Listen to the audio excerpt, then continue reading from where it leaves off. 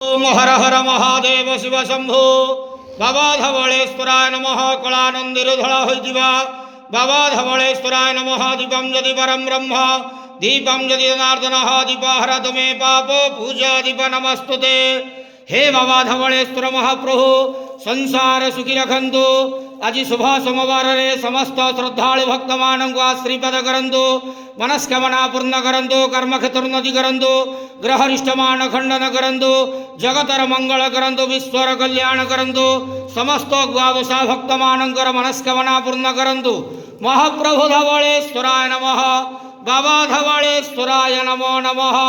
संसार सुखी रखंतु, आनंद गवार हरि बोलो।